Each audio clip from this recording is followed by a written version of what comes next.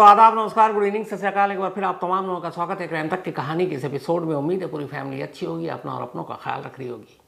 एक सवाल पिछले कई दिनों से पूछा जा रहा है, क्राइम तक फैमिली मेम्बर्स ने भी बहुत सारे मेल किए, और वो सवाल ये था कि आखिर सोनम और राजा रघुवंशी ने इंदौर से इतनी दूर मेघालय जाकर हनीमून मनाने का फैसला क्यों किया था, मेघालय को चुना क्यों किया गया था।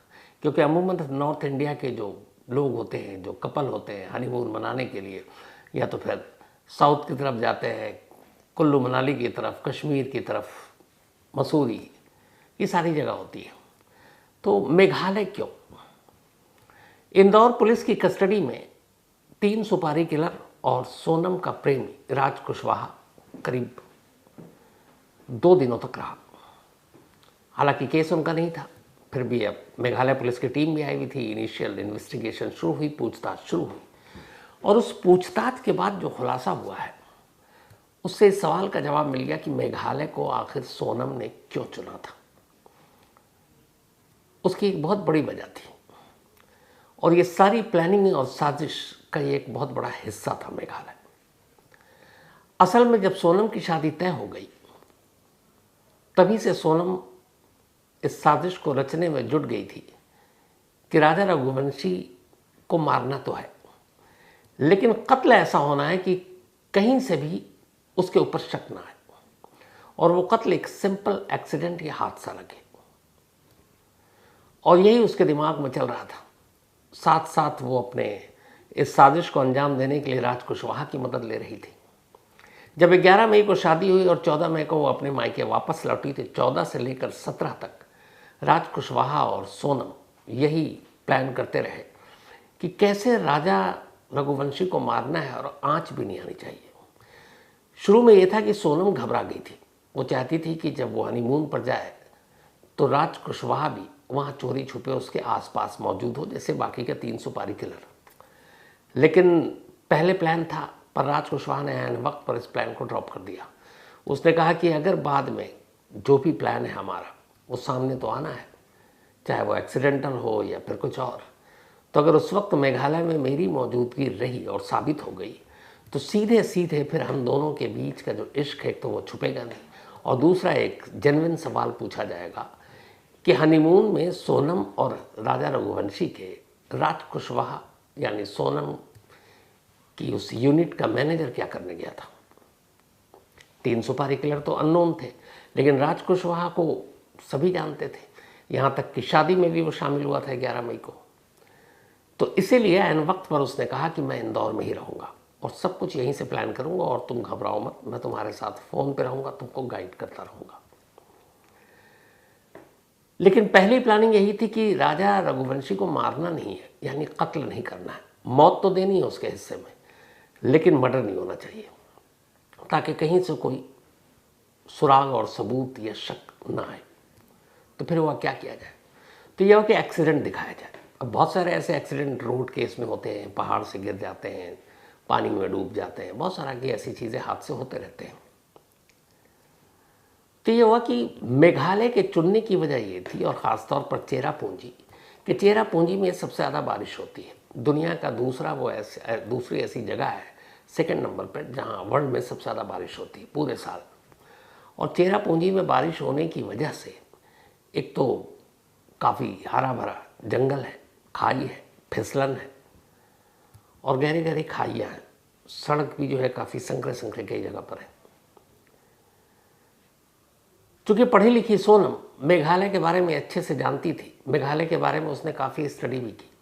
अभी उसके गूगल सर्च से ये सारी चीज़ें अब मेघालय पुलिस निकाल रही है, और सर्च में ये मिला भी है कि मेघालय को उसने ऑलरेडी सर्च किया था। तो ये हुआ कि मेघालय ले जाएंगे, और मेघालय ले जाने के बाद किसी ऊंची जगह से किसी खाई में राजा रघुवंशी गिर जाएगा। तो बिना उसे चाकू मारे, बिना उसे गोली मारे, बिना किसी और तरीके से वो सीधे सीधे एक एक्सीडेंटल डेथ होगा, और पाँव फिसलने से गीली जगह पर जहाँ बारिश हो रही है किसी को शक भी नहीं होगा। इसमें ख़तरा भी नहीं था। लेकिन फिर भी कि अगर ये प्लान नाकाम रहा तो फिर प्लान बी था, और वो ये था कि फिर तो मारना पड़ेगा। लेकिन पहली चीज़ यही थी कि कत्ल नहीं करना है, पर उसे मारना है। तीनों सुपारी किलर को इसीलिए पैसे दिए गए कि अगर प्लान ए नाकाम रहा तब प्लान बी करना है। वो तीनों भी अपना निकल लिए खुशी खुशी। 17 को, 20 को ये दोनों निकलते हैं। 21 तारीख को सोनम और राजा मेघालय पहुंचते हैं, वहाँ स्टे होम में रुकते हैं और नेक्स्ट डे ये सारे सुपारी किलर भी वहाँ तक पहुँच चुके थे क्योंकि सोनम बराबर लोकेशन उनसे शेयर कर रही थी। तारीख जो राजा रघुवंशी की मौत के लिए चुनी गई थी वो 22 मई थी, 23 नहीं। 22 मई को ही, यानी कि मेघालय पहुँचने के नेक्स्ट डे ही राजा रघुवंशी को एक हादसे में मारा जाना था। तब ये लोग पहुँचते हैं। वहाँ जाने के बाद सोनम ख़ास तौर पर उन जगहों के बारे में जहाँ वो ठहरी पूछती थी कि यहाँ ऊंची ऊंची पहाड़ियाँ, खाइयाँ कहाँ हैं। और फिर उसने गूगल मैप के ज़रिए भी देखा। 22 मई को अब वो तीनों सुपारी किलर से लोकेशन शेयर करती है और फिर ऐसी एक ख़तरनाक जगह पर पहुँच जाती है। वहाँ जाने के बाद प्लान ये था कि सेल्फी लेंगे,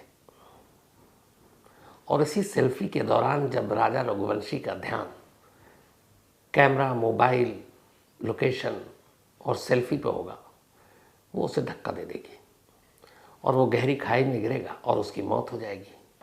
किसी को शक नहीं होता एक नई नवीली दुल्हन जिसकी शादी को अभी 11 दिन हुए, क्योंकि 22 तारीख के हिसाब से 11वां दिन था, वो हनीमून मनाने के लिए जोड़ा गया। कोई दुश्मनी नहीं, परिवार से कोई विवाद नहीं, दहेज का कोई चक्कर नहीं। और सेल्फी लेने के लिए ऐसे हादसे हमारे देश में न जाने कितने हुए। हर हफ्ते ऐसी कोई ना कोई खबर आती रहती है। और चेरापूंजी जैसी जगह पर जहाँ बारिश हो रही है, फिसलन है, वहाँ किसी का भी पैर फिसल सकता है।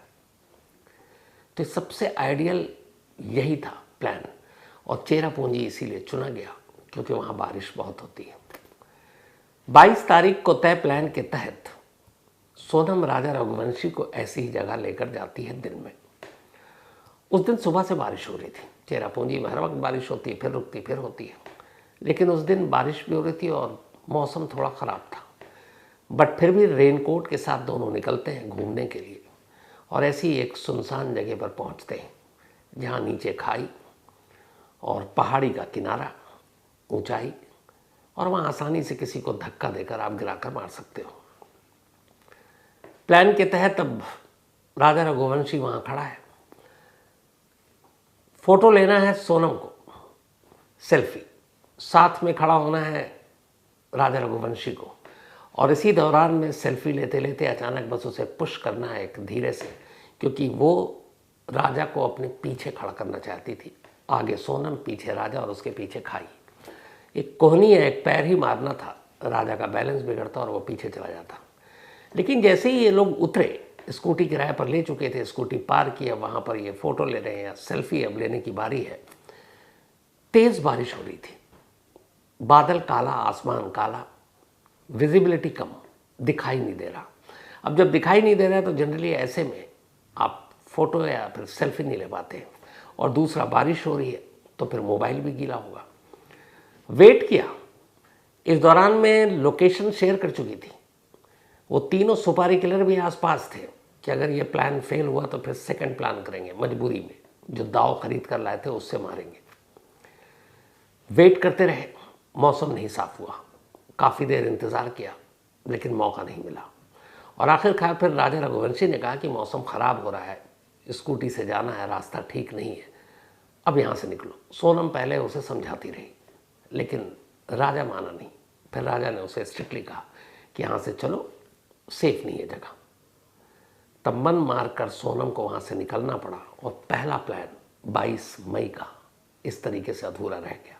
अगर उस दिन बारिश ना होती, मौसम साफ होता या आसमान इतना घंघोर ना होता, तो शायद 22 मई को ही राजा रघुवंशी की मौत हो चुकी होती और उसे धक्का मारकर नीचे गिराया होता। हो सकता है उसके बाद जब पुलिस को राजा रघुवंशी की लाश मिलती तो पोस्टमार्टम रिपोर्ट में सिर्फ हड्डियां टूटने और ऊंचाई से गिरने की वजह से मौत की ही रिपोर्ट आती, क्योंकि और कोई इंजरी मार्क तो होती नहीं। और ये चीज़ सोनम ने पहले से सोच रखा था। उसे पता था कि एंटीमॉर्टम, पोस्टमार्टम क्या होता है।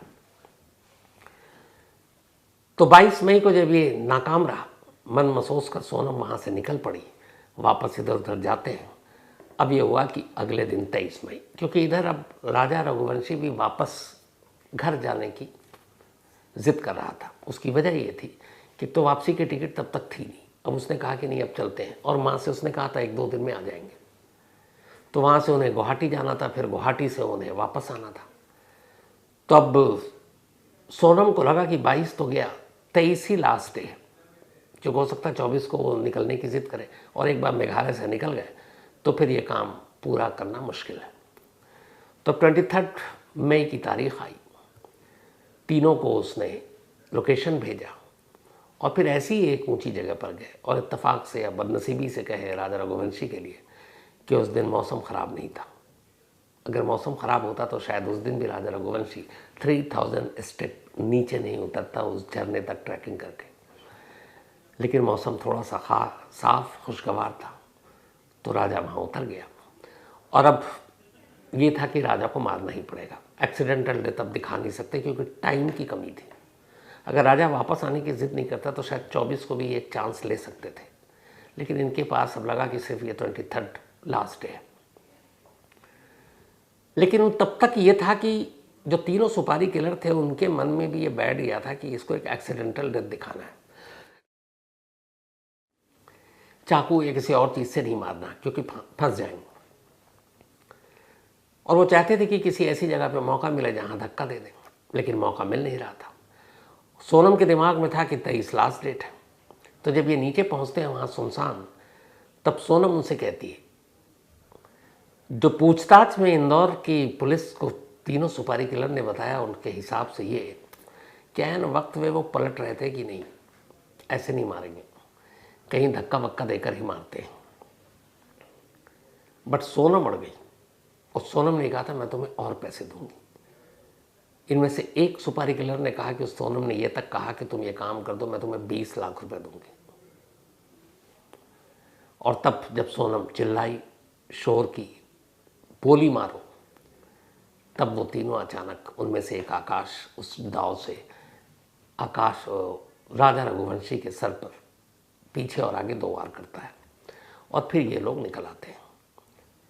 तो अब सवाल ये था कि आखिर राजा रघुवंशी को सोनम ने एक्सीडेंटल डेथ दिखाकर मारने की साजिश क्यों रची थी। इसीलिए वो गई थी मेघालय। तो इसके पीछे की एक वजह थी, सोनम और राज कुशवाहा नहीं चाहते थे कि राजा रघुवंशी की मौत पर किसी को भी शक हो। ये एक बिल्कुल सिंपल एक्सीडेंट दिखाई थे और उन्होंने ये भी पता किया था कि ऐसी पहाड़ियों पर चेरापूंजी जैसे इलाकों में ऐसे कई हादसे होते रहते हैं और ऐसे बहुत सारे एक्सीडेंटल केस पुलिस के पास गए और वो एक्सीडेंट ही बनकर रहा। एक लास्ट ईयर ही हंगरी के एक टूरिस्ट की मौत हुई थी, उसको भी खाई में गिरने से मौत की ही रिपोर्ट आई थी। तो ये सारी स्टडी कर रखी थी सोनम ने एक्सीडेंटल डेथ के बारे में भी। तो इन दोनों का यही प्लान था कि राजा की मौत पर कभी शक न हो और ये एक सिंपल एक्सीडेंटल डेथ हो जिसकी गवाह वो खुद हो और उस पर कोई शक करेगा नहीं। इसलिए कि अभी नई नवेली दुल्हन सिर्फ 11-12 दिन शादी के हुए, हनीमून पर गई है, इंदौर की रहने वाली, इंदौर से कभी बाहर नहीं निकली, तो कौन शक करेगा। तो एक्सीडेंटल डेथ से सोनम को क्या फ़ायदा होना था, सोनम ने इसकी प्लानिंग की थी।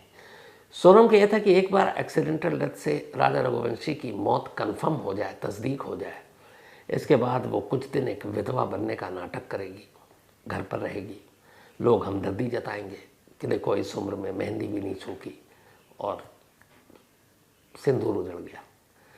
तो ये सारी चीज़ें कुछ वक्त तक वो इसी तरह निभाएगी और फिर एक रोज़ राज कुशवाहा को सामने लाएगी, घर वालों से कहेगी कि मेरी अब इससे शादी करा दो। और शायद तब वो हालात होता कि एक जवान बेटी जो विधवा हो गई, घर वाले भी उसकी खुशी के लिए उसकी बात को मान लेते, शादी हो जाती, राजा रघुवंशी के कत्ल की साजिश कभी सामने नहीं आती। क्या पता राजा रघुवंशी के घर वाले भी उसकी इस दूसरी शादी में शामिल हो जाते। लेकिन जल्दबाजी ने, सोनम की जल्दबाजी ने सारा केस खोल दिया। मेघालय पुलिस ने पूछताछ शुरू कर दी है। शुरू के इंदौर में और अब मेघालय में तीनों सुपारी किलर और राज कुशवाहा इन्होंने एक्सेप्ट कर लिया है कि हाँ वो राजा रघुवंशी के कत्ल की साजिश और कत्ल करने में शामिल थे, लेकिन जितने वो शामिल थे उतने ही सोनम शामिल थी। बाकी पूछताछ चल रही है, जो भी अपडेट होगा आप तक ज़रूर पहुंचाऊंगा। फिलहाल कहानी में इतना ही। अपना और अपनों का ख्याल रखिएगा। Thank you very much.